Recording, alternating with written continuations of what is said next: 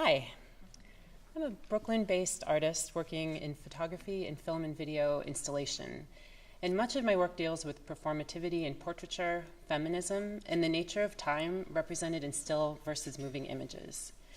My creative capital project, The Readers, a 16mm film to premiere in 2018, is still only in its research phase, so with that in mind, I'll show you the project that led to it, Reading Women. Shot from 2012 to 2014, Reading Women is a body of work in 3 parts: 100 photographic portraits, an artist's book, and a 4-hour video installation.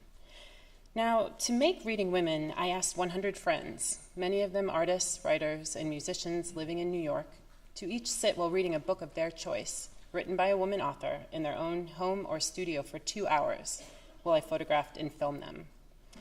I find something rare about the depth of concentration that can be experienced while reading, and these are the moments I'm after, when the sitter becomes engrossed in her text and loses awareness of the camera and her pose. Now, the context of my friend's choice of author, the book and its publication year become the title for her portrait.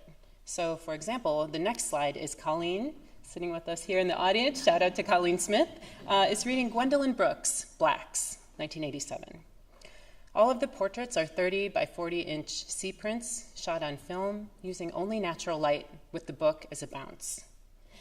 I began shooting Reading Women to reconcile something I felt was really underrecognized, the legacy of the influence of women artists and writers on my generation of creative peers. The project grew organically from conversations with friends over the invisible and often mysterious mechanisms that determine what art and literature become canonized. Informed in part by Linda Nocklin's ironically titled text, "Why Have There Been No Great Women Artists?" From 1971, a number of recent articles also inspired the project, including the literary group Vita, exposing the lopsided coverage of a dozen of the top book reviews, including the New York Times, with each publication dedicating 70% or more to books authored by men, and critic Jerry Saltz's annual tally of the number of women artists represented in the permanent collection galleries at MoMA, a dismal 4% in 2011. So representing women, reading women, and women as bearers of knowledge sought to undermine this dominant narrative. Now, the second part of Reading Women is a yet-to-be-published book, with each of the 100 spreads a full-bleed photograph taken over the shoulder of every sitter. So this next slide is Holly reading Yvonne Rainer, Feelings Are Facts, A Life, 2006.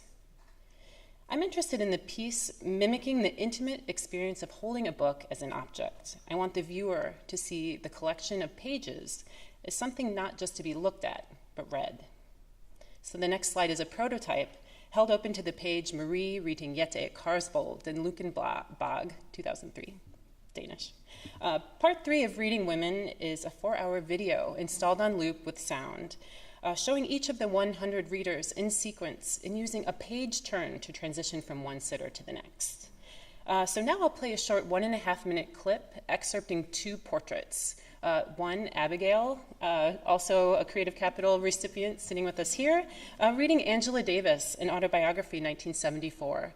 Transitioning to Flavia, reading Clarice Lispector, Clarice na Cabasseria, published 2009.